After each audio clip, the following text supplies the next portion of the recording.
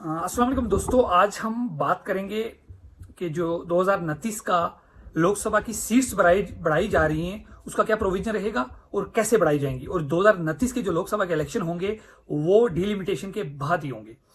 ये डीलिमिटेशन की रिपोर्ट अक्टूबर तक 2026 के मंथ तक आ जाएगी और उसके बाद सीट्स को बढ़ाया जाएगा। हम ये बात करेंगे द हिंदूज में संतोष मेहरा का ये आर्टिकल भी आया है और उसके बाद नेशनल फैमिली सर्वे के तहत बढ़ेगी या टोटल फर्टिलिटी रेट के तहत सीट्स बढ़ेंगी या डेमोग्राफी परफॉर्मेंस प्रिंसिपल के तहत बढ़ेंगी या फिर आर्टिकल 81 जो इंडियन कॉन्स्टिट्यूशन का डील करता है कंपोजिशन सीट्स एलोकेशन के तहत बढ़ेंगी। सबसे पहले हम बात करते हैं कि जो 1971 से लेकर 2026 तक जो पार्लियामेंट की सीट थी वो जो 543 सीट थी, जिनमें से 530 सीट जो थी वो स्टेट को थी और 13 सीट जो थी वो यूटीज के लिए थी। पहले ये था कि इन सीट्स के तहत ये था कि 10 से 11 लाख की पॉपुलेशन जो है एक एमपी रिप्रेजेंट करता था और तब पॉपुलेशन ये थी 541 मिलियन थी और आज पॉपुलेशन जो 3% बढ़ गई है। आज पॉपुलेशन हमारे आज 2026 में 1.4 बिलियन चली गई है। 84 कॉन्स्टिट्यूशन अमेंडमेंट के तहत लोकसभा और राज्यसभा की सीट्स को जो है फिक्स कर दिया गया था 2026 तक, जब तक डीलिमिटेशन नहीं होती।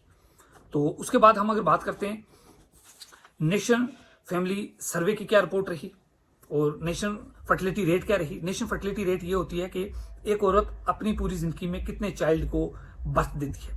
अगर वो 2.1 TFR मतलब टोटल फर्टिलिटी रेट मेंटेन रखती है तो मतलब पॉपुलेशन बढ़ेगी नहीं। अगर वो कम हो जाती है तो पॉपुलेशन डिक्लाइन होने का खतरा है, ज्यादा हो जाती है तो पॉपुलेशन बढ़ जाती है। आज इंडिया मोस्ट पॉपुलस कंट्री है वर्ल्ड में, ठीक है।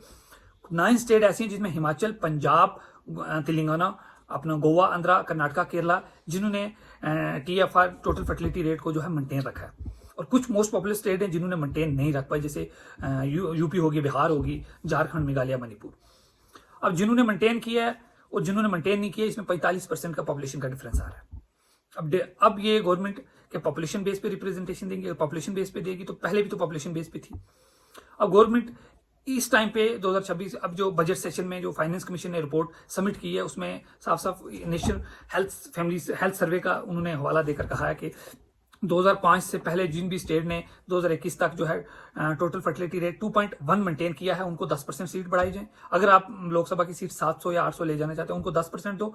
और जिन स्टेट ने 2005 से 21 तक जो है TFR को कंट्रोल किया, पॉपुलेशन को कंट्रोल किया, उनको आप जो है रिवार्ड के तो 90% सीट वहां बढ़ाओ। मतलब अगर आप 700 सीट करना चाहते हो तो 110 या 20 सीट इनको दो, तो बाकी 10% वेटेज उनको दो जिन्होंने मेंटेन किया है और जिन्होंने कंट्रोल किया है उनको 90% दो।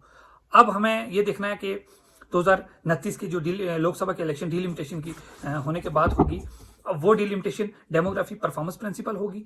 डेमोग्राफिक परफॉर्मेंस प्रिंसिपल के बेसिस पे होगी जहां पे पॉपुलेशन को मेंटेन किया जाता है, या फिर पॉपुलेशन के बेसिस पे होगा, या फिर नेशनल फर्टिलिटी रेट और नेशनल फैमिली सर्वे को देखा जाएगा। ये अभी देखने के लिए बाकी है। जो हिंदूज में संतोष मेहरा का आर्टिकल था वो मैंने डिस्कस कर लिया। जो फाइनेंस कमीशन की रिपोर्ट थी टोटल फर्टिलिटी रेट के ऊपर किन स्टेट ने मेंटेन किया किन स्टेट ने नहीं किया वो भी मैंने देख लिया। अब क्या होता है वो हम आगे देखेंगे, जैसे अपनी डीलिमिटेशन की रिपोर्ट अक्टूबर के मंथ में आती है उसके बाद ही आगे देखा जाएगा। शुक्रिया।